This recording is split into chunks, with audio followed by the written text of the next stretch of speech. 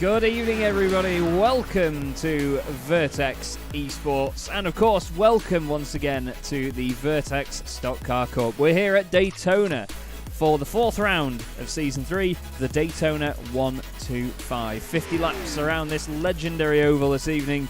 We'll see these drivers really put against each other in one of the most demanding situations they're going to be up against all season. My name is Chaz Draycott, and I'm delighted to say alongside me in the commentary box once again is Chris Dawes. Chris, we've had some great races so far this season, but I think we both know this is going to be the crown jewel, don't we? It's evening, mate. It's going to be mental, isn't it? I mean, it really is a big circuit. It's one that it's on my bucket list to do in the real world. We've been listening to the drivers talking about, you know, working with each other, bump drafting, but making sure you don't hit the pusher, you don't push the pusher. If you're like third in the line, you've had to read the riot act to them in the driver's briefing. I mean, there's really an awful lot on this, and we're also trying to make sure that you stay away from the kebabs as well, mate. Yes, indeed. Yes, indeed. Well, to be fair, I think that so far, the guys maybe have taken it on board. Maybe thinking... I love how convinced you sound there. I was sort of. We've just been asked if we have a Discord page. We do indeed. I've just put the link in chat for you there, buddy. Well, what can we do other than look at some cars going around? Because this is one hell of a place to watch these cars go absolutely on it. And, well, at the moment, it's actually James Harvey's Student Motorsport that is top of the pile. He's doing a wonderful job of it as things stand. But we've seen, haven't we, that slipstream can be king around here. You know, all it takes is one lap with a nice bit of slipstream, and that's what we're telling the guys to avoid. Bit of contact there with Mark Redford. I was telling him before not to nudge each other as they go along. It's difficult, though, isn't it? I mean, you know, they're going to have to rely on their spotters to know that there's a car on the inside of them, because they probably don't mean to do anything untoward. Crikey, throw the anchors out the back as they're heading towards the pits there. But, I mean, you know, Mark Redford, he's obviously going to be hoping for something big, hot off his second place at Iowa 2 weeks ago. And they were all on it. They were all trying to gain benefits from each other. And, you know, that gives us an insight what we can expect during the race, in all honesty, isn't it? I mean, it's going to be mental. It is going to be a lot of fun. Really can't wait to see what this race brings us, because it's just going to be so different to anything that we've had before in this championship, this season anyway. We've obviously been here for a couple of times previous. Now, one car that I wanted to point out is currently not on circuit at the moment, but hopefully we'll see him back out there in a bit. Kyron O'Malley in the number... the 09 machine is actually running Chaz Draycott media colours for the remainder of the season for any rounds that he takes part in. So thank you, Kyron, for the support. Currently looking at Hans Blankart here next to the number 30. Sorry, here's the number 33. That's Ivan Bauman's, of course, in the 268, just on the lower line. And behind them is Ben Bennyworth in the Monster Energy covered BB Motorsports machine. But this is, I mean, we're going to keep saying it all night. You think, oh, it's just a flat-out oval, it's easy. It's just not, is it? It's just not that as simple. No, it really isn't. I mean, I can't profess to be an expert on this, and this is, I think this takes it to a whole other level. I mean, it was reading the some of the comments in the chat from a couple of the guys that are new to this, or relatively compared to the others new to this, and listening to how hard it was from in the practice races. The fact that there was actually what felt like, and I'm sure I wasn't imagining it, more practice races for these guys than we have normally for the events, because they really need to get used to it. There is the lines on the circuit for them to be aware of, the lines that will have differing effects on the tyres. They've got fuel conservation to consider at various points during the course of this race. Then you've got the fact that it is a pack racing circuit where they are going to try working together. But that brings with it its own challenges, for goodness sake. Obvious challenges. We saw it on the camera a little while ago, is that it's not just about line astern. We could have them certainly two abreast, possibly mistakenly trying to go three abreast with the bump draft going on, carry them through the sort of stricken car that's on its own. And then the next thing, they get into each other's doors and they push each other down below the line. They push each other up to the wall. Both of those options are pretty bad news. Even if they get away with going below the yellow line, they could, of course, pick up penalties. Yeah, it's very true. You know, it can go one way or the other very quickly indeed. Marcel Freinzehner is in a different livery for this evening. The all-white number 44 machine. Now, we do get to look at the O'Malley Motors machine, the 09. He's just coming out on track now, is Kyron O'Malley. There he is in the one of two white and blue machines. He's got Jack Mace just behind him, but there is the Chaz Draycott Media-sponsored Camaro. Or there it goes anyway as the session ends. There we go. We got a glimpse of it at least. But that's why you're talking about it, was it? Oh, I got you. I did mention it. But we have now, of course, qualifying, which we all know isn't easy, but it's lone qualifying. So it means that these guys do not get the chance to slipstream off one another, use the draft to their advantage, team up with one another. They just have to run as they do. On their own, flat out. Put as much as you can into it, see what you can do. Are they? Are we going to see them actually going one at a time, or is it? And this might sound like a silly question in the real world, but of course in the virtual world they can go out there in what is to them one at a time, but to us watching, we could have multiple cars going. Yeah. So you've got Kyron O'Malley here going down the back straight, and then we click on Mark Werrell, and he's just coming out of the pits, but Kyron is nowhere to be seen. So they get the track to themselves, but luckily for us, all at the same time, effectively, so we don't need to worry about sitting around for a God knows how long qualifying session. Good to see Mark Werrell out there tonight, actually. He did say that he didn't think he was going to be able to make this round, so his son Jack was going to be driving. Good friend of mine, fellow commentator, and he's also in the YouTube chat, so good evening, Jack, young Werrell. One car we've not looked at tonight, though, is this man, Aaron Smith, who is currently on a hot lap, Chris. Absolutely on it. And look at the speed down there as well. Nearly 300 Ks, even round the banking. And I'm assuming he's done his usual thing, is that I talked about all these different practice races, and as you mentioned last time, is that he doesn't rock up to them normally and then shows up here and blitzes everything. And I'll add to that, in the practice a little while ago, he was down in I can't remember what it was, like 7th or 8th position in the practice, which is unheard of, really. So what are we going to see from him on this flying lap? It's the unknown, as usual, from Aaron Smith. It is indeed. He's certainly got the capability to do great things. And I hope that we continue to see that. As there, you can listen. He's just dipped the clutch for some reason. He's just letting it roll. Second, but absolutely identical time to Brian Krause, who's fastest at the moment. Yeah, Brian, the Belgian. Good mate of mine, Brian Krause. Identical, 49.97 for both of them. I mean, that gives us an idea of just how close it's going to be. It is. We've got Kenny Mitchell just out at the moment in the Cam E Motorsports machine. He seems to be slowing down after setting his time. Adrian Burks flying now down towards the tri-oval. Across the line he goes. I love it that the front two, identical times. The third and fourth cars, identical times. It's just brilliant. It is bonkers, isn't it? It really is. We can have so much fun with these sorts of events. Yeah. We've got now, look at that. I mean, there's thousandths between every single car. It's glorious stuff. Jason Glenn is only 7 thousandths off O'Malley. And now there's 1,000th between Aaron Smith and Brian Krause by the look of it.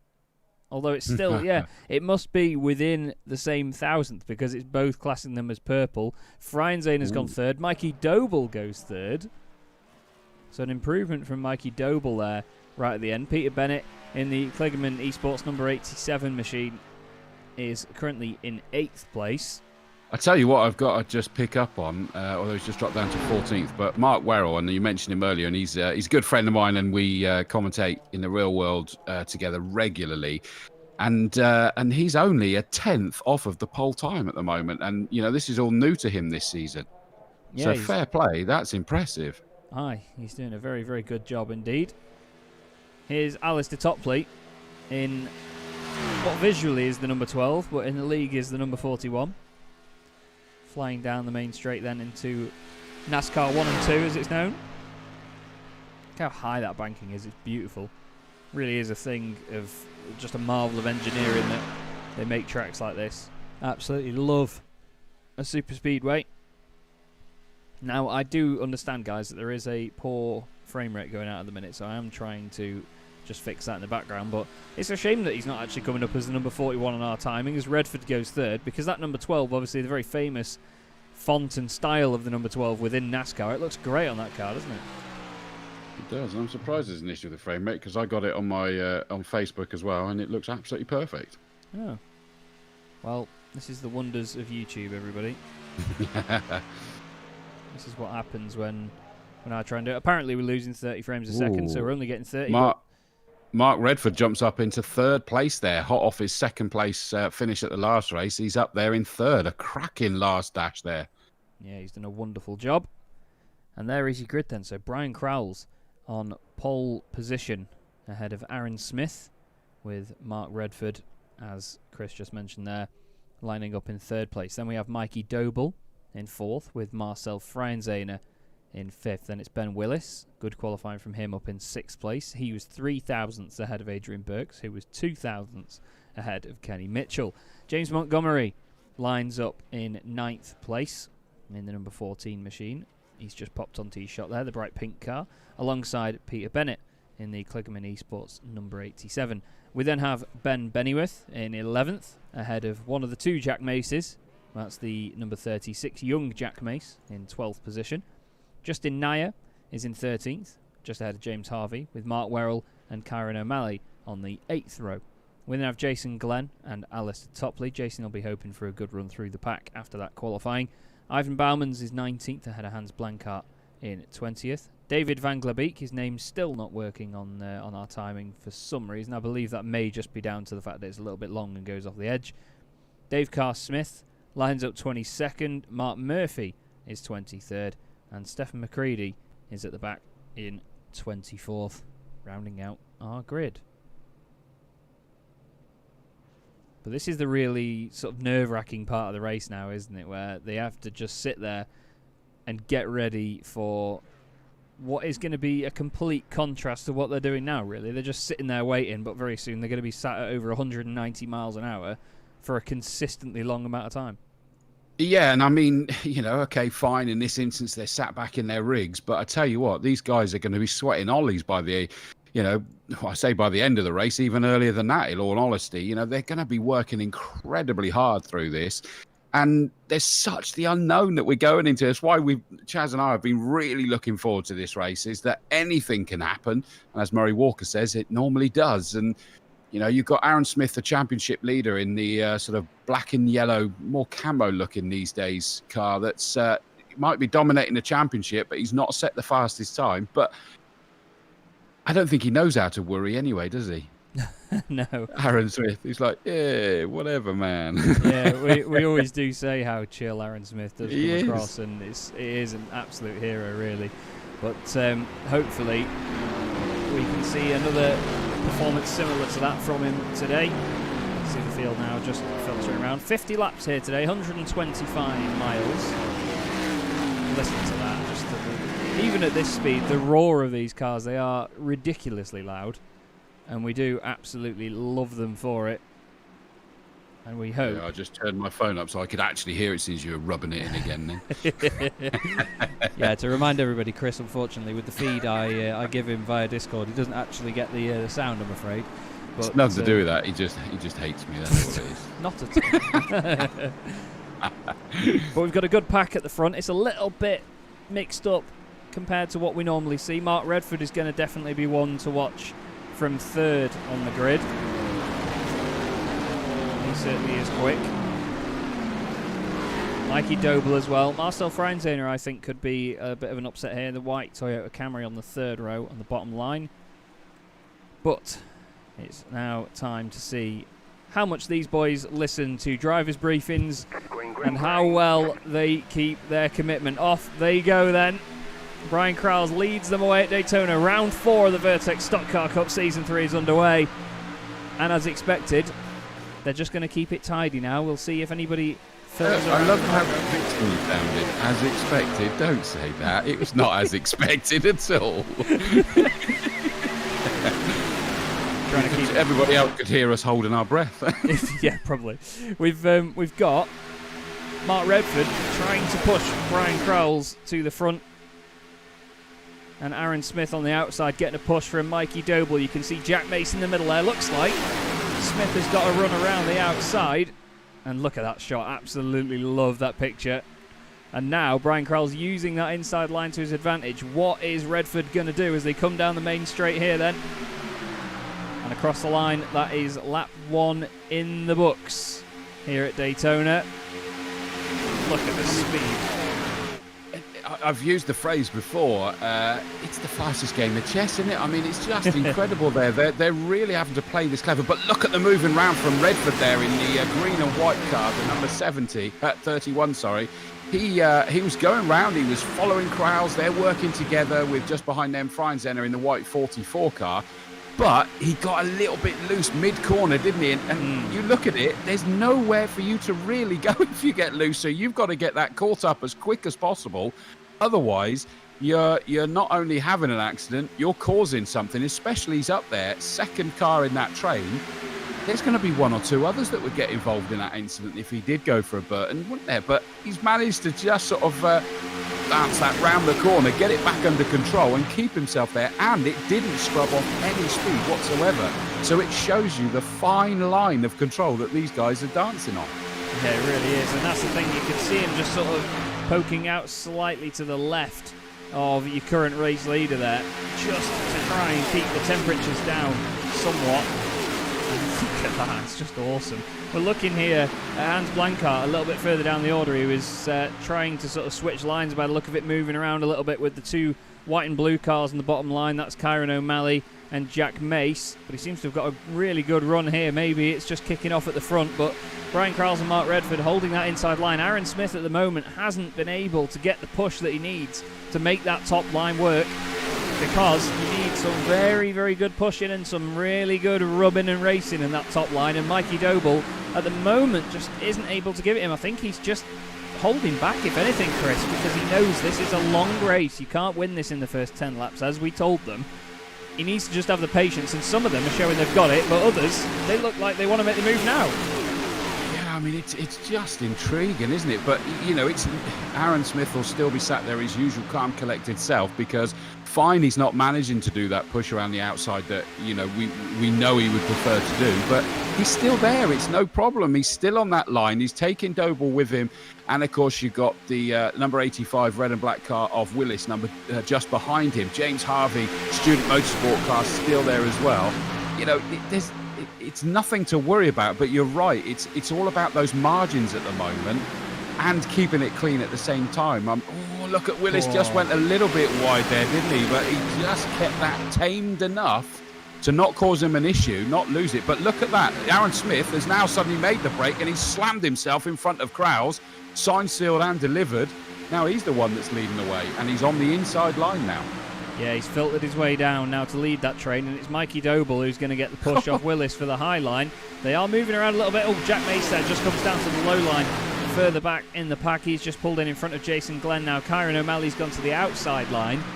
Kenny Mitchell was having a bit of a move around as well. He's got Mark Murphy side by side. Murphy's on a bit of a mission here. He's gained 12, now 11 places as he sort of keeps swapping in the middle of the pack. Look at Blankart right up against the wall in the black and red number 33 machine.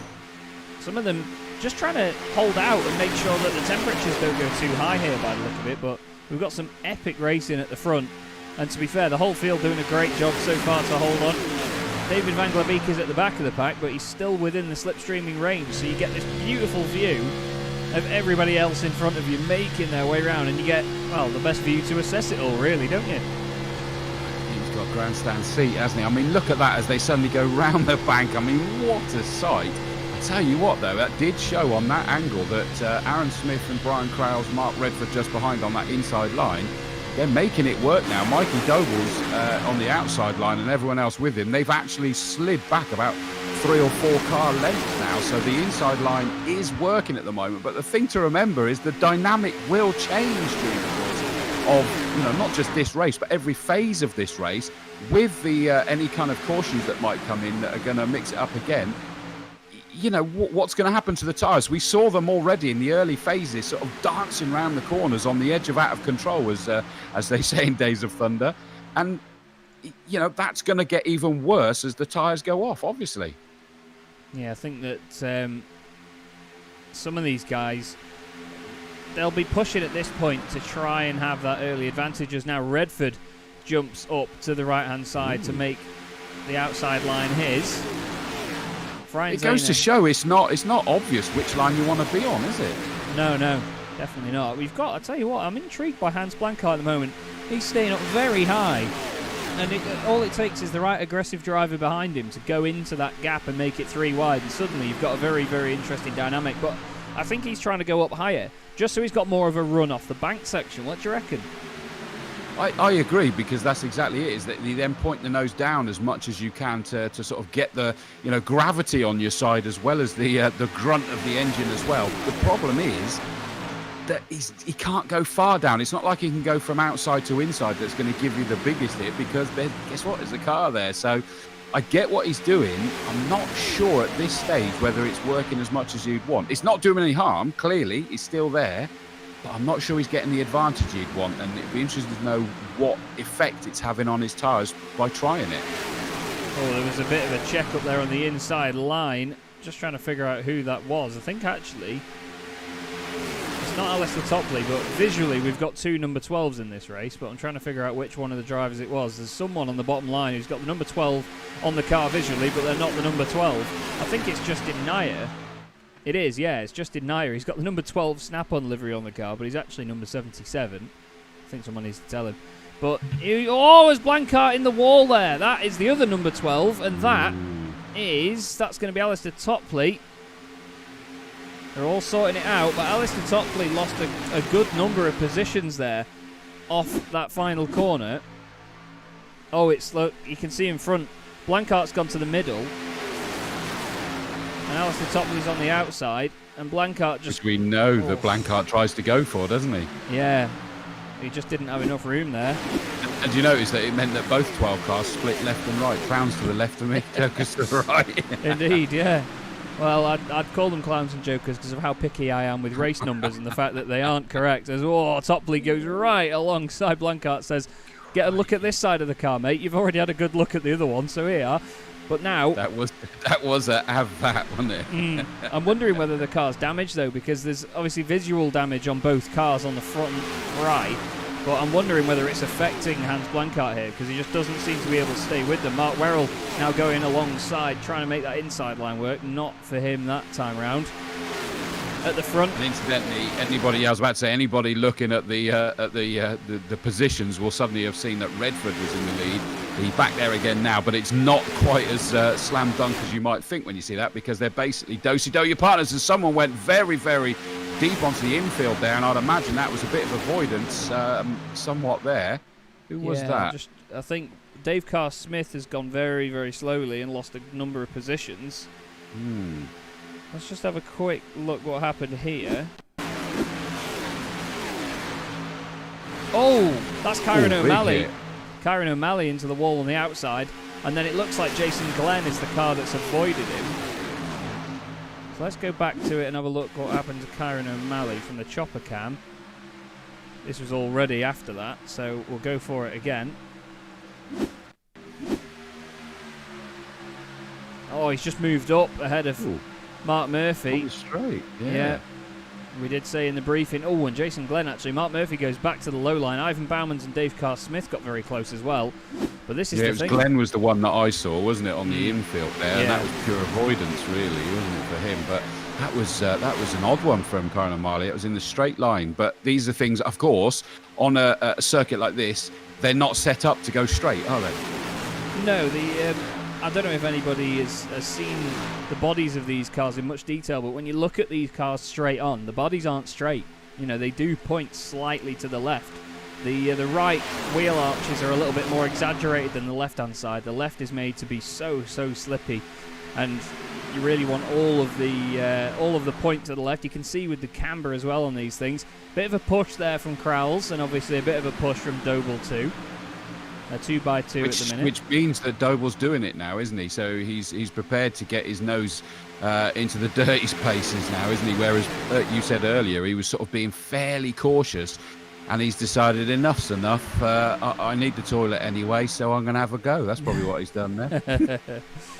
Most probably, mate. That's what we kept getting last time, wasn't it? Every time there was a caution, we'd suddenly see a car to the infield and work out what's going on. Then it would suddenly blink out and then go back into their spot, and they were limping to the loo. Yeah, it's an interesting one to go for. Great to see that we're getting the comments coming as well. Good to see my friend Tim Perry is watching and he's looking forward to this. David Demare, he's always here supporting Brian Krause, of course, and he's cheering him on. Jay Rayfield, hello, mate. This is Jay so Rayfield. fast. Yeah, this is so fast, he says, and I agree. It really is incredible. And, of course, Student Motorsport themselves. I'm assuming that's my mate JP there. And he even says, shout out to the comms team. Thanks, mate. But good evening. Happy New Year to all. Fantastic race so far. You won't think you're being biased that your boy's up in 6th place there, mate. James Harvey's having a cracker, isn't he? And he showed, in fact, he's up to 5th at the minute. He showed the promise in the practice. So it's cracking. I mean, I'll be honest and say it's one of those races that even before we got going, I'd keep the padlock on my locker. I've got to be on my wallet. You know, I'm not putting my money anywhere. No, I'm the same here, even though we've had a clean sweep so far. Yeah, but that's for other reasons, you northerner. Yeah, that's very true. That is very, very true. But, I mean, Aaron Smith, you know, he's had the clean sweep so far this season, but this is one of those circuits where it really does, albeit a banked one, it levels the playing field massively around here with what people can do. Adrian Burks is having an interesting run on the high line. Kenny Mitchell is now down below in the number 4, side by side with him. He's got Montgomery and Naya side by side behind him. There's a little bit of a gap back after this train, you know, back to Jason Glenn. I say a bit of a gap, it's literally 0.2 of a second.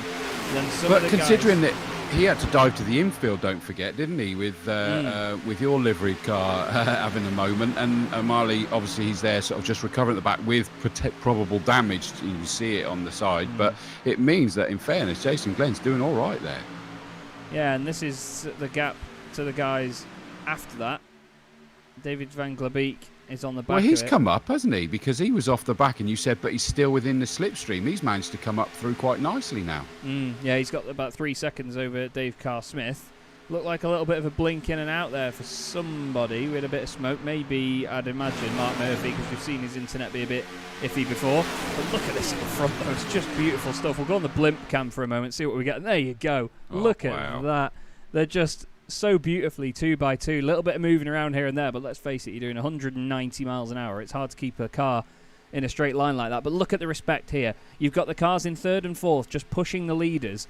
And we've told these guys there's no point pushing if you're 3rd in line or further back, because the whole train will just start snaking and you'll cause an accident. And we saw a very physical example of it there. But now look, Krause is getting clear of Redford. Freinzane is going into that gap. He's saying, you are not coming down on this bottom line, mate. He wants to push Krause past him, but now, look, Redford gaining the speed again. It's just, like you say, Chris, a very high-speed game of chess is the perfect analogy for this, because you have to plan your moves and think ahead, don't you?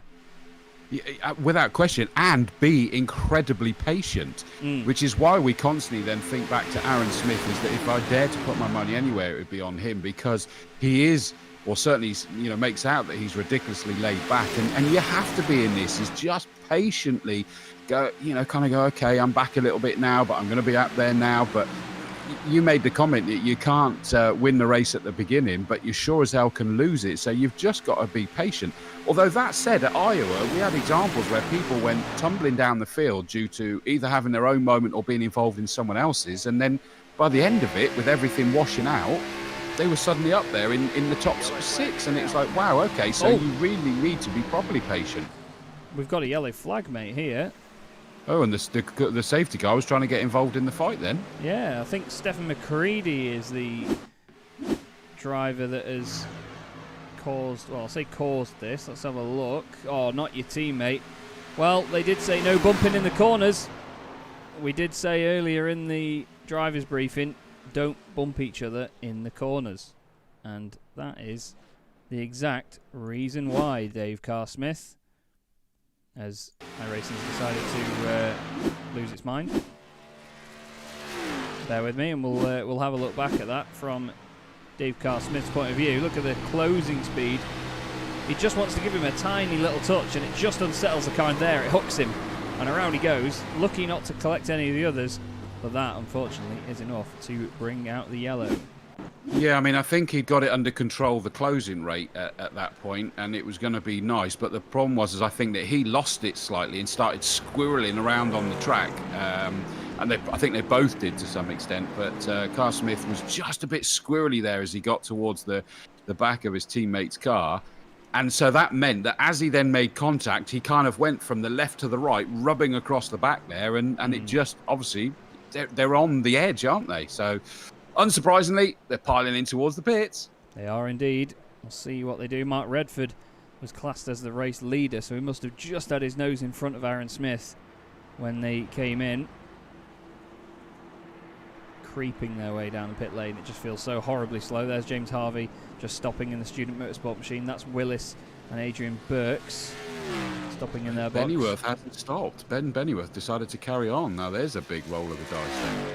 Maybe it's just running on Monster Energy, that car. It's probably keeping it going for longer. But, yeah. Other drinks are available. Yes, they are indeed. They are. Again, good evening to everybody watching. Chris Mason, hello, mate. My paramedic buddy says good evening, Dawesy. And David DeMeyer says thanks for the mention. Hey, thanks for watching every time. That's the bigger thanks goes to you. Always cheering on your boy Brian Krause, and that's what we want, isn't it? It is a whole championship, and what we're into the fourth round of 7, and it's brilliant to see the repeat viewers coming back as well as those that dip in, dip out. And when you got Daytona running, you'd have been mad to have missed it, wouldn't you? And he's going to be happy because it looks like Brian Krause has come out of the pits on top of the pile. Yeah, I'll be very happy with that if he manages to make that stick and stay up there. But I'm intrigued to see what Bennyworth does with this now, because he could very easily throw it away. You know, we've seen drivers before where they've tried this strategy and it's not worked, but you know, I think we'll potentially see some of them try and pull it off this evening and it'll work, because, well, it's a roll of the dice and we both know that it can go one way and then the other very, very quickly. But as you say, Chris, Brian Krause... So can you, mate, let's be honest. You know. Oh, Aaron Smith's gone back in. Maybe speeding in the pit lane again. Oh, We've seen a few people doing this. I know it's in race control, actually. Alistair Topley said, can you reload trading paints? Because apparently I'm in the 12 still. I've got trading paints on. He needs to... I think he needs to update his whatever the car num paint is, because there's 2 versions of paints in iRacing. I've done videos on them recently.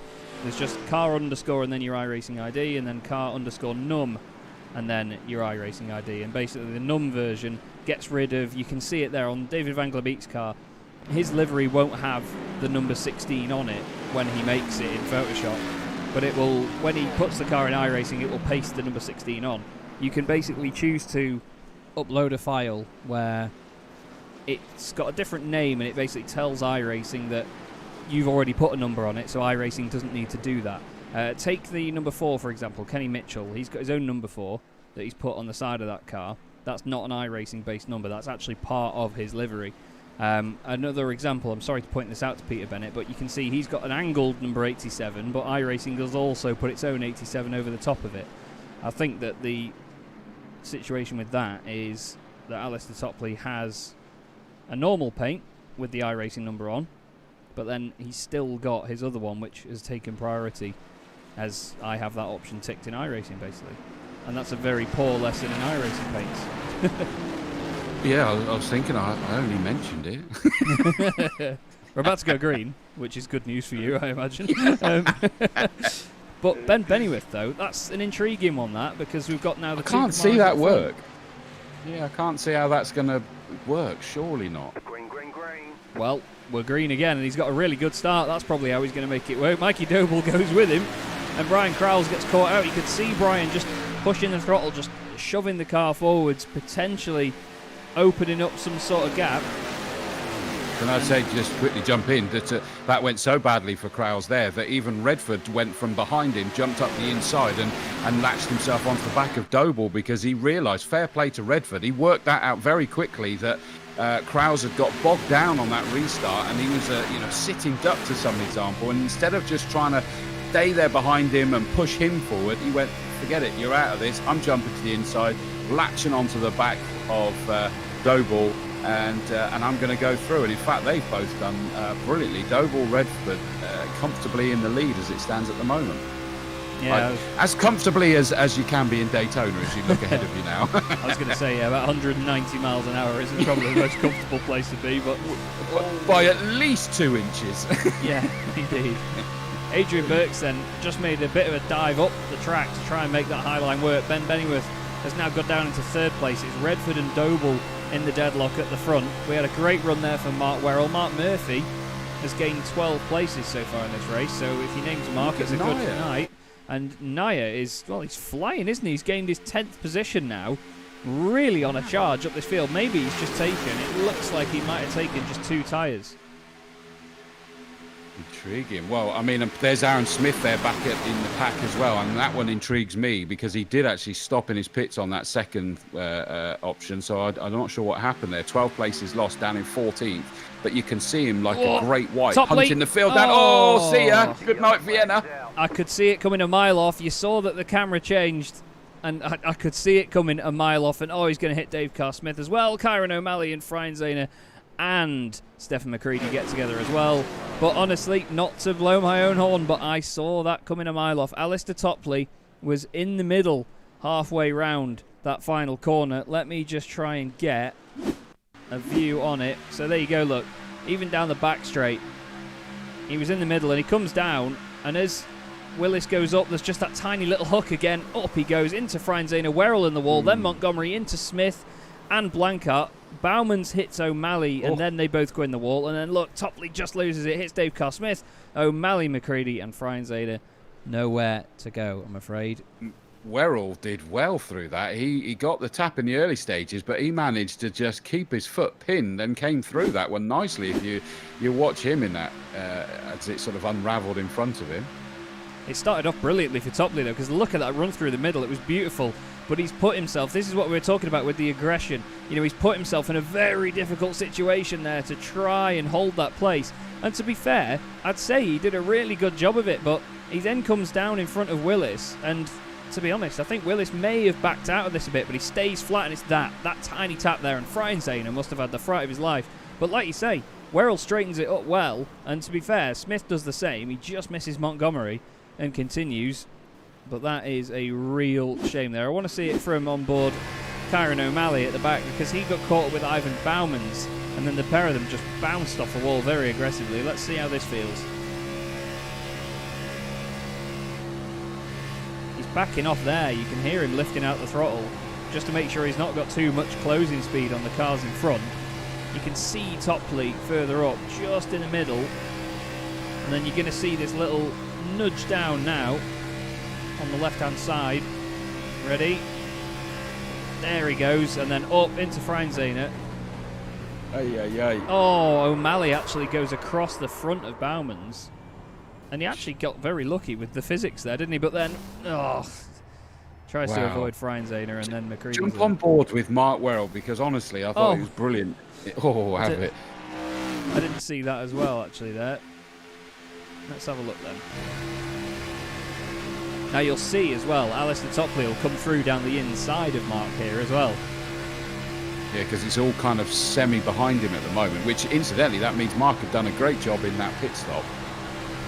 Got himself, right up the punching end of this. Here we go. He's up the inside. There is Alistair Topley. Now we know that he's sort of stuck in the middle with you, as the song goes. And there's the kiss. So there goes the hit against the wall for Mark Werrell. But now look at this.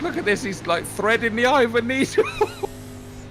Wow, that was just amazing. And I bet Mark was just there holding his breath. But unfortunately, he'll have got some damage, which will explain why they did go backwards after a while, because that was a big hit on the wall, though. So he didn't get away with it fully. Aaron Smith in the pits again. Yeah, I think Aaron well, everyone's jumped in and then come back out. I think Aaron might just be topping up with fuel, you know. He's done this before. We've seen him have the extra stop. None of the cameras want to pick him up, but he has had the extra stop here and there just to top the fuel up, because you never know. Yeah, he did that last season, didn't he, actually? I remember now. We wondered what he was doing, and he was just topping things up every now and again. Yeah, basically, if they manage to stretch the tyres to the end, you know, you can push tyres for an extra lap. You can try and get more out of them. You can't really make fuel come out of nowhere, so they have to make sure, at least if they have anything to get them to the end, they have the fuel. They can try and eke out the last few laps on those tyres, and I reckon it's going to be the same. We'll go on board with Mikey Doble, because anyone will know there that is on very low, if no revs, as he just pops it back into gear again just to keep up to pace with the safety car. But this is the thing. Now, while Aaron Smith is in the pits, and you could argue, well, he's gone down to 20th place, what good's that going to do him?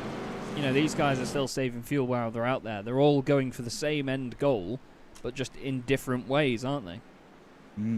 Absolutely. And I'm trying to remember what race it was, but I don't think it was Iowa. I think it might have been the race before that we had them deliberately saving fuel behind every caution. Is that they were just keeping the revs as low as they possibly could. So I noticed Mark Werrell did come into the pits, as has Stefan McCready.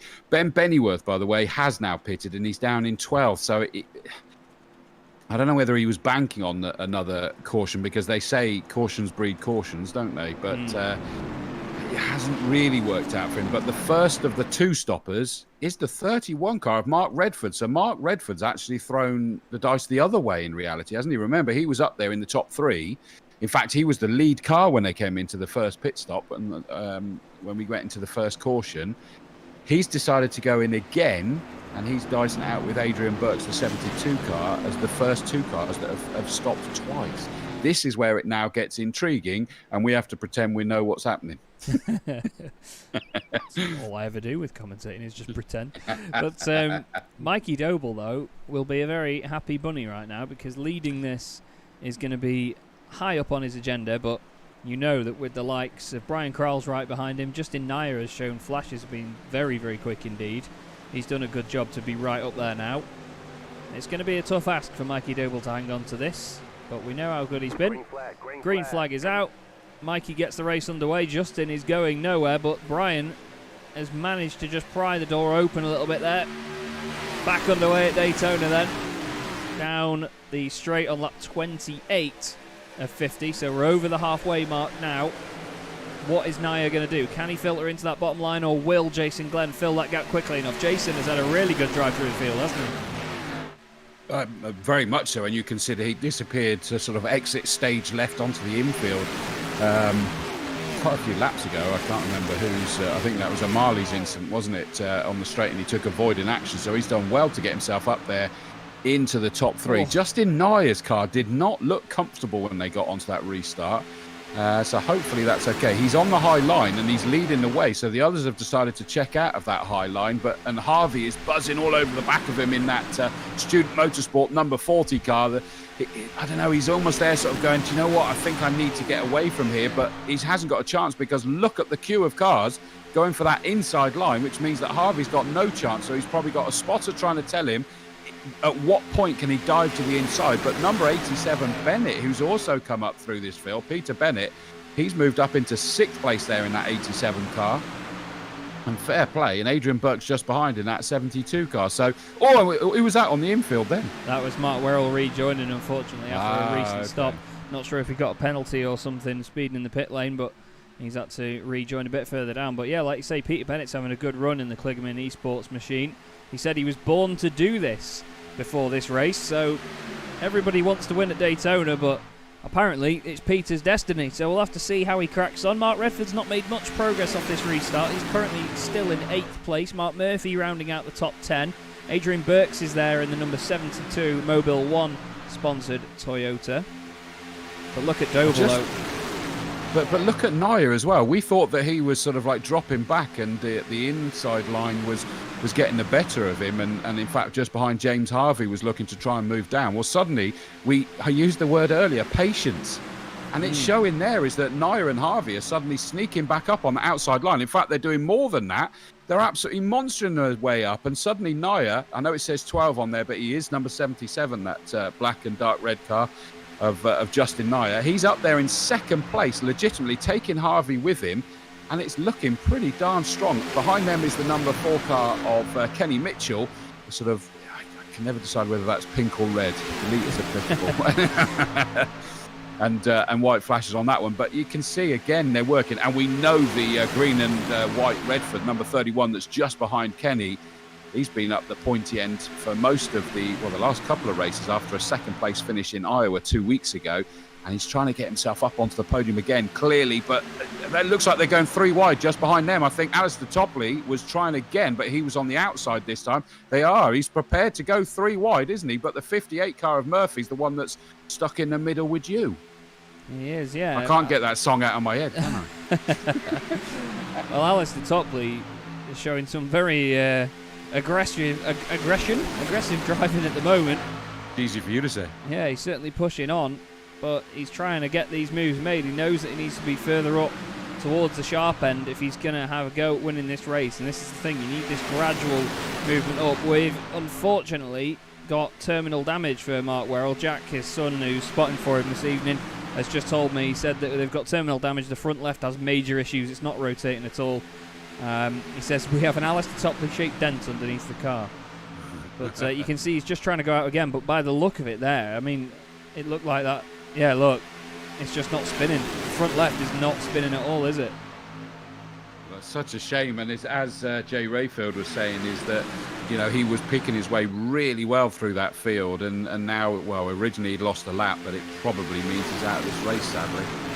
Yeah, that'll be that for him, I'm afraid. Look at Topley, though, again, on this outside line, trying to make that work. I'm sure he'll get a little smack on the wrists for that incident earlier, because let's face it, if he hadn't made it 3 wide, there wouldn't have been a car for Willis to make contact with. But he's pushing, you can't deny that. You can't deny his bravery, at least. Redford was a little bit wide round turns 1 and 2 there, but he's managed to get back into place. But again, he's just not making the progress he'd like to. He's got some very, very quick guys in front of him, but when the field is as level as it is here, it's a scary place to be. And who's that out in front? I really hope that's not... Oh, it is Kyron O'Malley. He's having to get out of the way of the rabble coming through. A little bit of movement here and there. Look at Kenny Mitchell on the outside line. He's trying to make this work in the number 4 now. We've got 16 laps to go after this one as well. 50 laps here around Daytona. It doesn't sound like very long, but it certainly can get stretched out. And I imagine it feels like forever in these cars, because, I mean, the focus these guys have got to have right now. We'll go on board with Mark Murphy and show you just how stable it all looks when you're here, but the tiniest little movements can really put you off. Look at the closing speed. I mean, I can't stand it. I cannot get my head round controlling these cars. As you say, you sit there and it looks like it's just like accelerate off a little bit, go and turn left. It's like absolutely not. It is just dancing around underneath you, and I cannot do it at all for love nor money. So fair play to these guys that are doing such a good job, and it shows how tricky this is. That you know, we've got such a mixed up running order compared to the usual front runners. You know, that it really does stand it on its head when you consider that Aaron Smith's down in 14th at the moment, for goodness sake. It really is tricky, this circuit, and you know, it is in the real world as well. Yeah, definitely. Aaron Smith there, as you can see, just behind Ben Bennyworth, trying to make advances forwards again. Topley on the outside. He's now 3 wide with Mark Murphy, but he's just, because if he's on the outside line, he's going to lose that overlap, and he'll just have to hope and pray that there's a slot for him to go back into there. But now Justin Naya has actually gone down to the bottom line in front of Mikey Doble, and he is holding the lead here, Chris. 15 laps to go, 14 after this. He's in a chance of doing this if they can go to the end of the field. I mean, absolutely brilliant. We saw him on the outside line, although no, he's doing okay. James Harvey's the one that's now going to the outside line and making that work for him as well. But they do seem keen to get down to the inside line as quick as they can. Doble's now switching it around, and he's gone to the outside line. He's seen that Harvey was coming at him. He's now seen that he's got a run on Justin Naya, and he's taken advantage of it. But Krause now just bolts himself instantly. As soon as Doble moves out the way, Krause jumps onto the back of Justin Nair in what actually is the 77 car, but we see it with the number 12 on. But I said that Nair had dropped back into, what was it, 4th or 5th? Even though he was the lead outside car, he dropped a long way back, but he just kept the patience and worked with James Harvey, and the two of them just picked their way through. He's got himself ahead. He's jumped back to the inside line, but it still doesn't mean it's necessarily the best line, as you see now. I mean, look at that. Just incredible. And you see them bobbing backwards and forwards. It looks more to me like a pair of magnets against each other, so the opposite poles, and they're kind of trying to push each other closer, and then it pushes them back again. That's what those cars look like go around there to me. Yeah, that's very true, actually. It's like you can see that the drivers do get closer and closer, trying to get that. You get the side draft in these cars. You know, they've actually recently added in the effects on iRacing that you can get the side draft off the wall now. The walls react to it, the cars react to it, so some of the drivers will be trying to use that side draft against each other. But then you do see them push apart again. It's just part of the movement that you've got to get used to. And these guys showing us a wonderful display of control at the moment, but they just can't get the run on that outside line tonight. It's just not worked for them yet. James Harvey really wants to try and push Mikey Doble. He went out a little bit wider there to try and get the run down. Didn't quite work. Kenny Mitchell is now right behind him as they go screaming down the back straight once again. Lap 38 out of 50 here at Daytona in the Vertex Stock Car Cup. We expect a different winner to what we're used to just because of the nature of this round of the championship. But even now, Chris, I could not tell you who's going to win this race. No, absolutely not. Like we say, is that Justin Nair was running down in 4th or 5th at the green flag, and he's just picked his way through. And you just think, as soon as you think someone's out of it, they just patiently pick their way through. Off a smoke in the back, but I think Jack Mace is having troubles with his internet connection. And Alistair Topley is thinking of going 3 wide again through no fault of his own. He's just been hustled out somewhat there, hasn't he? And he's kind of just sat there out on a limb, and he's just gripping on for dear life, I think. There was a little tap there between David Van Glebeek and Mark Murphy as well. Crack one open for me while you're there, mate, because I tell you what, I'm going to need it after this. But Topley, he's trying to make that run, isn't he? He's just not able to get it all the way around. He just needs to keep that door open on the outside. Now Redford's looking to the inside of Kenny Mitchell. That's getting a bit spicy too. Aaron Smith side by side with David Van Glebeek. Then you've got Montgomery, who is side by side, I think, with Bennyworth. But Topley is doing what we saw Hans Blankart do early on. You know, he's hanging onto that outside line, maybe just after a bit more grip, if anything, just to try and keep the speed up. Yeah, I don't know. I mean, I guess when you're in that position, you've got to try and do something a little bit different. What they say, the true sign of insanity is when you keep doing the same thing and expect different results. But although saying that, you've got to be a bit insane here, because you do kind of keep going for it, because you've got to be patient, and it could, in a few laps, lead to a different result. But Aaron Smith, you see there just behind Alistair Topley, so the more distinctively black and yellow car with the 12 on it, albeit that he's actually 41, is leading the way. But the more camo black and yellow, championship leader of Aaron Smith, surely he's going to look up the inside, a little sneaky stifter, thinks better of it. I think he's trying to keep his powder dry, knowing that it could be a bit of a risk there. That looks like damage on Aaron's car, actually, doesn't it, on the front left? Yeah, I think maybe just a little bit of a knock earlier, and it looks like he might be 3 wide now as well, because on the left of him there is the 58 Mark Murphy. Look at the speed of that.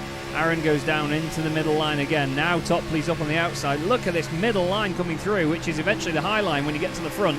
Topley trying to soar all the way around the outside, and now Smith onto the bottom line. That was a really nice little half a lap there from Aaron Smith. He saw the opportunity to go onto a lower line, and he has well and truly taken it now. And for anybody watching, it's good to point out from that image, apologies Chaz, but that was a perfect opportunity to say, is that a lot of these guys, possibly all of them, they've actually got spotters work of them that are telling them that. So Aaron Smith would have been told that the inside line was empty, and he deliberately dove down there knowing that he was safe. There's no point thinking that it's like our road cars with the wing mirrors that we occasionally use, but it's very much that the spotters will have told him that go for it, it's there, you can go and do it. And he took full advantage. But you see again is that it isn't obvious. I want to get down to that inside line and stay there, because he's now switched it back up again. Oh, there's contact with Harvey and Kenny Mitchell. Harvey's out of shape. He's hit Burks and Willis and Murphy. Mark Redford as well. The race stays green. to my surprise, the race stays very much green. They tapped each other back onto the circuit, I think, didn't they? Yeah. So the guys at the front now, that's their lucky break. If we don't get another yellow, then this will be the moment that they know the race changed. But we definitely had contact there between James Harvey and I believe it was Kenny Mitchell on the inside. So we'll have a look at this again from the blimp cam. Watch the bright green number 40 on the outside with the black bonnet and the black boot. He opens up that gap, you see. Kenny Mitchell down the inside, and then James... Oh, Kenny gets a bit out of shape, goes up, gives him a kiss, and another one. Topley then gives him a hit. Redford, I tell you what, Redford does a great job there, because... Bruce Willis is the one that's lost out most, look on the infield. Yeah, he's had a massive hit, hasn't he? Although he does continue putting the right way somehow. I don't know how, but yeah, that was a big old hit for him. But yeah, Redford, to get on the brakes that hard, to avoid that incident, not spin anybody else and not spin himself, was a great bit of driving. This has worked for Kenny Mitchell now, because what he's done is he's given a little bit of a tap to James Harvey. He'll be kicking himself for it, because I know what Kenny's like. He's a sound bloke. And of course, hashtag racing for Luby as well down the side of it. But he's actually split this little six-pack away from the rest of the field now. But the question still is, can they go to the end? I'm not convinced they can. Same. I don't think they will. Which actually means the 7th place car, Adrian Burke's number 72, that's the first of the cars that has pitted twice. That said, is that, you know, that second caution wasn't long after the first one, was it? So they're probably not that much advantage. So as it stands at the moment, we could have a splash and dash under green. Yeah, that would be a bit of a focusing way to end the race, but still 2x2 here. And I think, if anything, Brian Crowles has thought, right, Kenny's on a charge, let's get up in front of him and let's get ahead of Justin Nair.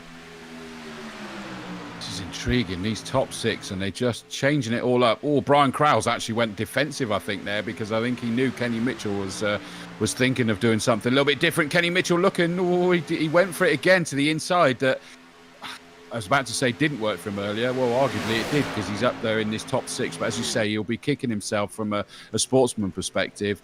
I know that JP is gutted from a... you've got to feel for student motorsport which one was it? Where's he gone? Is he still running? Yeah, Harvey's down in 13th place now in that 40 car, having been well and truly up the pointy end. But that's the risk of racing on this big speedway. Yeah, indeed. It's just part of this sort of motorsport, isn't it? It's very nip and tuck a lot of the time. It's very close indeed. You can see Van Glabeek there just pushing Bennyworth down the back straight, giving him that little bit of encouragement, as we've said. No bumping on the corners, though. They all had a gentleman's agreement beforehand not to bump in the corners. But here is the top 6 then. Jason Glenn still sat in 2nd place in the number 55 machine. Gives Brian Crowles the fright of his life. Moves up a little bit. Justin Nair, though. These guys are all teammates, don't forget. Track Velocity Racing, 1, 2, 3 at the moment for Justin Nair, Jason Glenn and Brian Crowles. So they're going to be laughing their heads off all the way to the bank at the moment. You've got Kligerman eSports driver Peter Bennett. His Twitch name, Outrage87. No guesses for what year he was born. But now look at this. It's all the Track Velocity cars on the outside line against the world on the inside. But can they make this work? Because I think we're going to see Peter Bennett go to the front here with Doble in hot pursuit. Wow, I mean, this is the point, is that anything can really happen. It just mixes up. He's got himself up to the inside in that 87 car. Awesome job. He's dragging Doble with him, though, and we know Doble's one that's prepared to pounce in the real world and in the sim world. But look at Jason Glenn bump draft in there massively with Justin Nair. Justin Nair has led for so many. He does not want to lose this with only a couple of laps to go. He'll be heartbroken if he does it, so he's going to be desperately trying to find a way. But he's got to keep his composure, hasn't he? Yeah, it's not his easy heart rate to do will that. be through the roof. Oh, God, yeah, it will be. He'll be absolutely flying. He'll probably be revving more than the engine is at the minute, to be fair. But this is very close stuff indeed. Peter Bennett has said he was born to do this, literally, before the stream went live, and before the race session even went up. So if he gets this, I know that his fans and everybody that's involved with Peter and his great community will not hear the end of it, but rightly so, because to win at Daytona in a race like this will be insanely exciting. We're coming on to lap 49 out of 50 now, so if we complete this next lap and get to the white flag, it will be the last lap of the race. So, Can they keep it together? Are we expecting a tactical yellow from further back just to bunch it up? Is someone going to risk their race, or let's just think, oh, we've got 3 cars in our team, let's put one of them in the wall? You never know. Doble's trying something different. Look at that. He suddenly forced his way to the outside. He's gone round the outside of Bennett. He got a cracking run there, taking himself all the way round, and he's then stamped himself down back to the inside again. What a fantastic run that was. He did the whole slingshot in full effect there off of that corner, got himself up into the lead, slammed it back down. Justin Nyer's now trying the slingshot round the outside. Is he going to get himself down to the inside again? Good job by Willis to keep himself out of the way, but Nyer's the one that going on to the white flag final lap. He's now got himself back up into the lead again. I'm still not betting on anyone. No, I think, we could either have Bennett or Glenn still win this race here, depending on what goes on with these front 2. Now, it's all about the run that Nyer and his 2 teammates at Track Velocity Racing can get. They're trying to get the side draft down the back straight. This top 6 right together. It looked like we had Peter Bennett looking down the inside of Mikey Doble. That's not worked for him. Justin Nyer's gone in front, and he's actually tucked in front of Mikey Doble. Jason Glenn's going to try and go around the outside now. Don't forget, the 2 cars on the outside, the 55 and the 48, teammates with what's showing as the number 12. Justin Nyer has got the run here, but so too has Jason Glenn. Brian Krause is on the outside of him. It's going to be one of the Track Velocity Racing cars, but which one's it going to be? Justin Nyer wins at Daytona. He did it to the end from that pit stop. What a drive. Hats off, son. Oh, my God. Absolutely incredible. It's kicked off. There we go. The not quite big one's happened is by Marcel. Oh.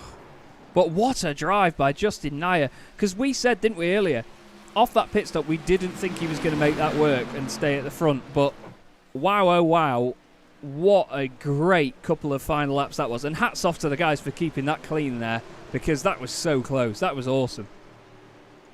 Just unbelievable. I mean, it could have gone to any one of those 6 at the end, and how they kept it clean through all of that, I do not know. Absolutely incredible. Do you know what? I was gutted that that's over now. Same here, to be honest. So this is the run onto the white flag then. So Justin Nyer in the number 12 on the outside. Track Velocity Racing get a 1st, 2nd and a 4th out of it, but Justin's got the run there, but as it flattens out, you can see Doble just gets a bit more of a run. Now, off the first 2 corners here, you'll see that Nyer really loses a lot of ground to Mikey. I didn't think that he was going to get it done on that back straight, but as we both know, the back straight has a lot more influence than the tri-oval in terms of top speed. Look at that there. Getting that push off Jason, it's just turbo boosted that car all the way down. Brian Krause was unlucky not to get through this as well, but as soon as Justin was clear, he was like, right, I'm having that. Smoothly comes down. Peter Bennett, you'll see, did look down the inside. Mikey Doble's still looking to the inside as well. And now Brian in the 48 is working on pushing his teammate Jason Glenn all the way around the outside just to try and give it him a little bit of argy-bargy in the middle there from Krause. He was lucky not to turn Doble into his teammate there, but Justin Nyer wins for Track Velocity Racing at Daytona. What a brilliant night of racing. Jason Glenn makes it a 1-2. Mikey Doble 3rd for Doble Motorcycles, with Brian Krause in 4th. Peter Bennett will be happy with 5th place. Kenny Mitchell 6th, with Marcel Freinzehner in 7th. Mark Murphy ends up in 8th ahead of David Van Glabeek. I'm sorry, David, this timing stuff really doesn't like your name, does it? Ben Bennyworth is 10th, with Adrian Burks in 11th. Alistair Topley ends up in 12th. And look at the gaps between these guys. Ivan Bauman's 13th, Aaron Smith in 14th, with James Montgomery in 15th position. Mark Redford 16th, James Harvey 17th, unfortunately, with Stephen McCready in 18th place. We then have Dave Carr-Smith, the last car on the lead lap, with Ben Willis a lap down, Jack Mace 2 laps down, and then the guys that didn't finish, Hans Blankart, Kyron O'Malley and Mark Werrell after the damage that he received earlier. But here in fact, it was a real shame for Mark Werrell, by the way, is that he was saying that iRacing took his fast repair but didn't repair that left front damage. On subsequent trips to the pits, it changed tyres but still didn't recognise there was damage, and he showed me a video that you could see there was no wheel on his front left. Yeah. So it did not go to plan for him, sadly, through no fault of his own.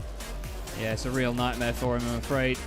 But this is part of the fickle nature of sim racing. But there is your race winner, Justin Nyer. Or we'll get a camera on him at some point. There you go. He'll be very pleased with that. He's, I mean, no disrespect to Justin, but, you know, he's not been a race winner in this championship before, but He's shown great commitment and great control this evening. And what I want to patience. Don't forget that he had that moment when he was on the outside and it really didn't appear to work for him. He dropped down into something like 4th or 5th on that outside line with Harvey buzzing all over the back of him. And yet he just stuck there and just patiently built his way back through and suddenly got himself into the lead. Then he had to deal with the fact that he lost that lead, only 3 laps from the end, and was probably going, no, surely not this close.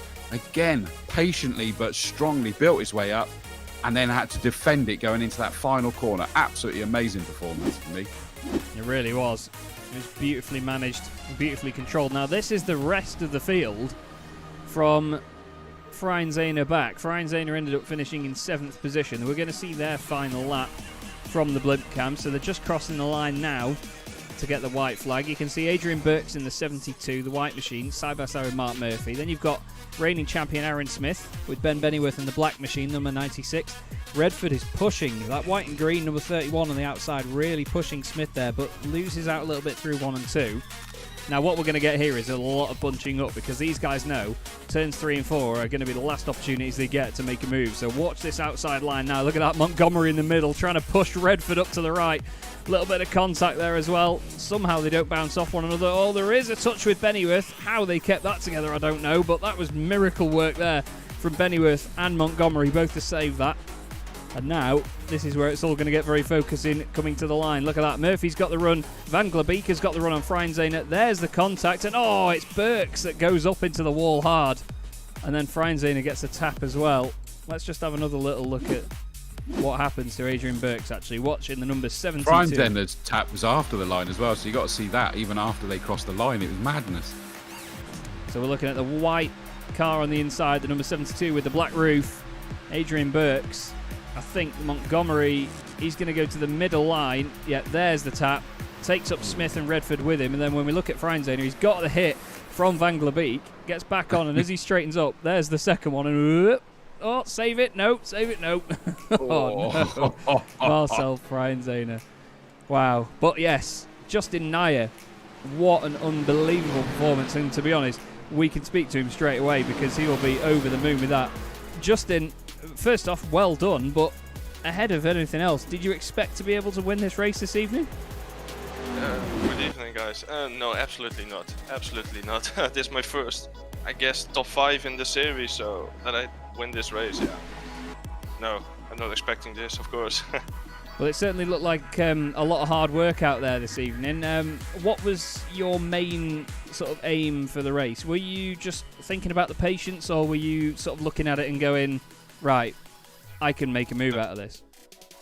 No, not really. My main goal was to try to help my teammates. Of course, Brian and Jason, they are higher in the classement of me, of course. So that was my main goal, and I have a great strategy of. I made one mistake to go not inside with my teammates, and after that it was a good choice. So I get second, second in the last pace car. And after that, I get so many help from Brian, from Jason, and beginning of the race, of course, from Chaz Harvey. I was going to say, my luck this race. I was going to say with the Track Velocity Racing boys, you know, having half of the top 6 be covered by you boys, what was the chat like between you guys? Because I imagine that was quite nerve-wracking. It was a really nerve-wracking chat with each other. It was a lot of tension, but it was awesome. We trained a lot with each other to make this goal happen. Well, it's been an amazing race to watch, and when you were at the front battling with the likes of Mikey Doble and then some of the other lads around you as well, like Kenny Mitchell was in there, wasn't he? What was your thoughts in terms of the pace around there? Because, I mean, in qualifying, it was a bit of a lottery at places, wasn't it? Yeah, the qualifying was... The qualifying is not that important, of course, on this tracks. It's more like a strategy of choose the good line, which pit stop strategy do you have, and something like that. I think that's more important than the qualifying here. Yeah, it certainly seemed that way in the end, but you got the job done, mate. You've won at Daytona in the Vertex Stock Car Cup. You're the only driver other than Aaron Smith to win a race this season, so pretty special achievement so far. Before we let you go, is there anybody that you would like to give a shout out to? That's one thing I can say of Brian, of course, this season. I've won a race and Brian still didn't. Yes. I'm going to remind him of that a lot. No, I want to thank Brian, Jason, Ivan, and Chaz, of course, a lot with this race and the whole season. I'm happy to drive this season in this NASCAR series with Track Velocity Racing, of course. Smashing stuff. Well, very, very well done, Justin. You really deserve that win, mate, for your just consistency and, to be fair, your determination as well. You know, we see you week in, week out, and you're always putting in the best effort. So very well done, and hopefully we'll see you next time round, mate. Have a good evening. Thank you a lot, guys, and I hope to see you later. Cheers. Brilliant stuff from Justin, the man that said that my driver's briefing earlier was the worst driver's briefing he's ever heard. So he's going to be asking for more of them then, isn't he? Yeah, he will indeed. Somebody that will be asking for more, if I can understand what he says, after a fantastic second place. Jason Glenn joins me in the box. Jason, that looked like, first off, one of the first times we really noticed you in that race was when you had to avoid a little bit of contact in front of you, and we thought, flipping heck, he's done well to get up there. Did you expect second place? No, I wouldn't say I was. To be honest, I don't even know which contact you're on about. I'm trying to. You're that kind of focused when you're racing like that, so nose to tail and side by side. It's really difficult to remember what happened. But it was, yeah, it was. Was there contact? You didn't have contact, Jason. You basically suddenly had to dive to the infield to avoid.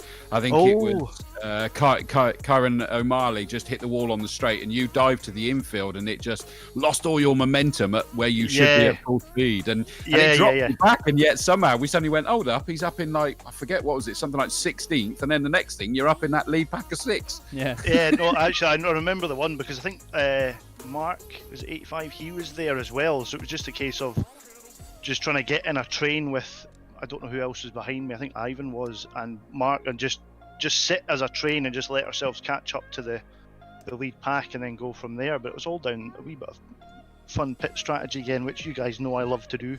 Yeah. So it was, we were down to about a lap or 2 laps of fuel left at the end, I think. Well, we did wonder whether you could make it at the end, so it was interesting to see that there wasn't a need for a splash and dash to spice things up further, but a good result for Track Velocity Racing all round, wasn't it? Yes, it was quite. It was. There was a lot of talking between us about how to. I wouldn't say manipulate, but try and do things, and it was quite good to get Justin up the front. I mean, it was. It was not the guy who we thought we would get there, but it's brilliant for us as a whole. And I think Brian said he tried to make it 3 wide at the end, which I knew he would do. But then, I'm quite happy with a second place. It will do. I've never done overly well at these Daytona races before. I've always ended up getting involved in one thing or another. So, well, next time round it's something very, very different indeed. Of course, we go to Charlotte Roval for a night around the Roval, the one I'm looking forward to the most this season. How do you feel like you're going to get on there? Because you've shown some pretty good pace on these road circuits so far. Do you call that a road circuit though? I don't know if it is. It's a funny one, and it is really tricky. Again, it's like these tyres only last a couple of laps, then you're really struggling. But with some of the corners on that, it's really difficult to keep them good. So I might just let it run out of fuel again, then pit and see where we end up at the end. Well, fingers crossed it goes your way, Jason. But well done from us here for your second place. Is there anybody you want to give a quick shout out to? Just again, thanks to you guys for doing the stream. Well done to Justin for his first win. I think it's his first podium as well. And thanks to Brian and Chaz and all them guys. I know I've had a couple of my mates who are watching, so thank you to Dad and Chris and Lisa. And a big good luck to the El Capitano Alex with his testing over in Daytona this weekend. So hopefully that all goes well for him. And we'll see you in a couple of weeks.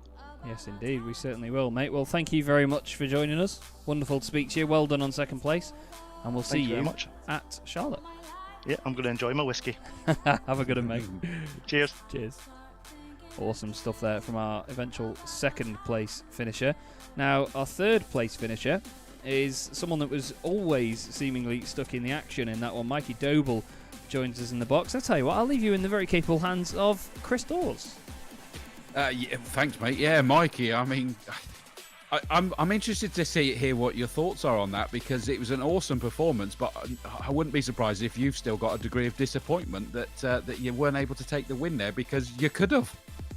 Well, I mean, I think if you look at what happened to Aaron in that race, who was the leader of the championship, it's so easy to get caught up in some sort of skirmish in the race. I mean, I was actually less disappointed here than I have been at any of the other races for not winning. Just to get through it and beat Brian and beat Aaron in the race, I was pleased with. I mean, I was leading on to the last lap, and to be honest, I couldn't really do anything else other than stay flat out on the inside, and whoever chose to help me or whatever happened on the outside was kind of beyond my control. And when I come out of turn 4 and realised I had cars on my outside and Justin was in front of me, I just thought, well, biggest push he's ever had, and he's going to win the race, and I'm hopefully going to come second. But third was it. It's just a great race. I mean, that's the best super speedway race I've had on iRacing by far. Yeah, absolutely. And I mean, just anybody listening, that was not meant disrespectful. Mikey knows what I mean, is the fact that he's a winner in the real world as well as on here. And it was just so close. The 6 of you managed to break away at the end there. The rest of the time, it was basically all of you vying for the lead. Such is the nature of the beast. I loved watching how you were able to very quickly make snap decisions. I mean, we watched you at the end get an incredible slingshot where you suddenly went outside, slingshot past, dropped to the inside, and you had to be that aware, didn't you, throughout? Yeah, I mean, I think to be good at restrictor plate racing, I think it helps. Yeah, I've watched it in the real world for a lot of years. I've been studying it. I've analysed how to get the runs, who to work with, who's not, who's quick, and just to try and take all of that into consideration and just pick your moments when the right time is to make a move. I mean, you got to be patient for 90% of it, and then when there's just a little opportunity with minimal risk to make a move, you just got to take it. And I was just eyeing up where the runs were coming. I mean, you typically get a big run on the outside coming out of turn 2, so I kind of used that to my advantage when I was second on the inside to dive to the outside, because I know I'd get a big push down the back straight to get into the lead. But when you're in the lead, you just can't do anything about it unless you start swerving on the track and getting trying to block people. That's when the accidents happen. And I was happy to finish anywhere in that top 6. Was a good result for the championship. Oh, it was amazing from our side watching that, so I can only imagine what it's like for you. What were the tyres like at the end there? I'm always intrigued by that one. The fact that you only changed once, didn't you? No, we didn't change. I didn't change tyres at all during the race. Oh, really? Tyres aren't a factor at Daytona. It'll be the only track where the tyres don't wear out at all. I mean, if anything, the more the tyres wear out, the quicker you get at Daytona, because you want as least drag and least resistance as possible. And the corners, I mean, it's just a different type of racing. It's nothing to do with handling. It's nothing to do with cornering. It's just about pure pack racing, spatial awareness, using the slipstream, and pure racecraft, you know. So tyres weren't a thing. I just went in, filled up with fuel. I don't know if you noticed, but me and Brian on that first pit stop, who were running second in line on the outside and the inside, we both actually jumped the leaders on the pit stop because we saved fuel by running second in line, which meant we had to put less fuel in the car at the pit stop and actually become 1 and 2 for the next restart. Wow, I mean, I called it the fastest game of chess. I think that just about sums it up from what you've said there as well.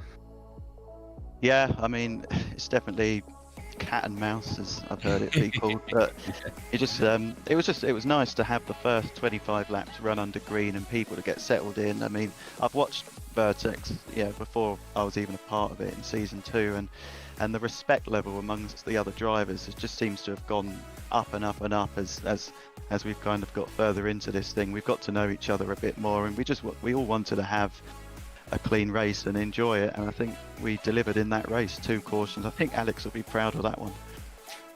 Agreed. It's absolutely amazing. Fair play. Congratulations. Fantastic 3rd position. Usual thing before we let you go. Anyone you'd like to say thanks to?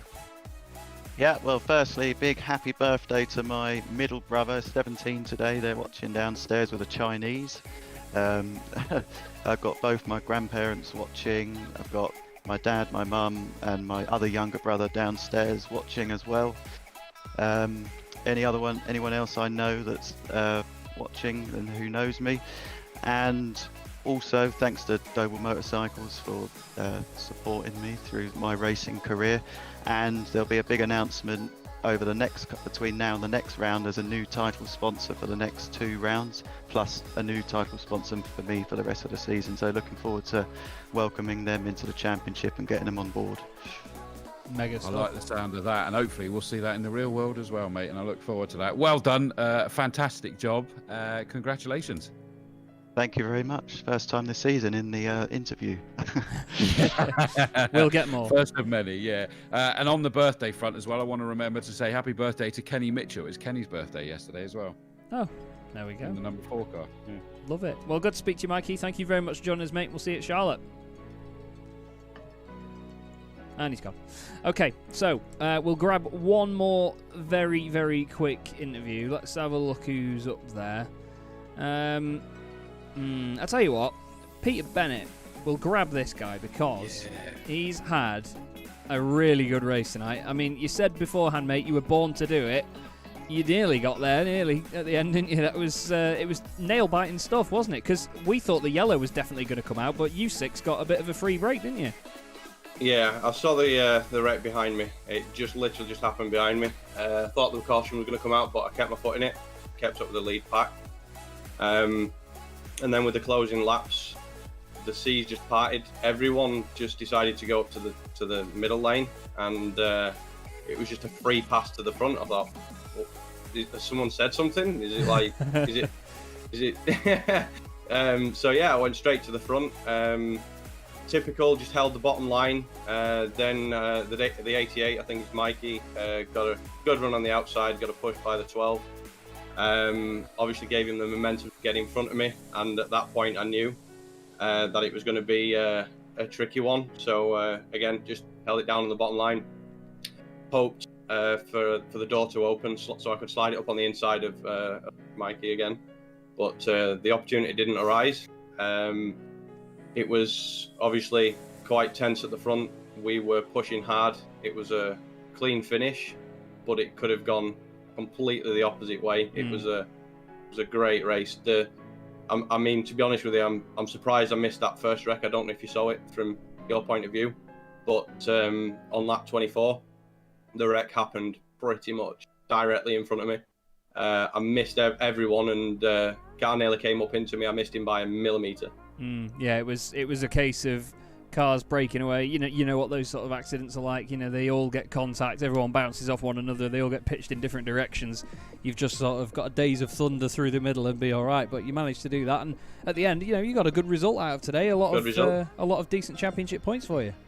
Absolutely, and that's what I came for. Obviously, I wanted to come for the win. I knew I had it in me. But the guys at the front, great racecraft. Well-deserved victory.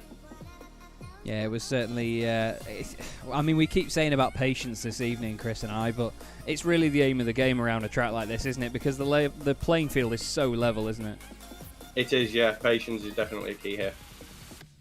Well, very well done from us, mate. And before we let you go, the vital question. Do you want to give anybody a shout out before you go?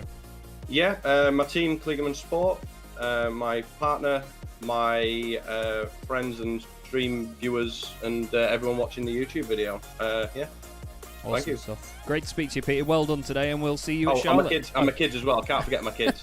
Can't forget my kids. Oh, good. Nathan Tyler. Cool. Love it. Well, we'll see you at Charlotte in a few weeks, mate. Have a good evening. Cheers, buddy. Thank you. Cheers. Bye-bye. Awesome work. Awesome work. Indeed. That was exciting as we expected, wasn't it? Let's be honest. And a good, solid race. I mean, I made a joke of saying you got to take a drink every time there's a caution. Well, everyone's going to be still sober as a judge because there was only 2.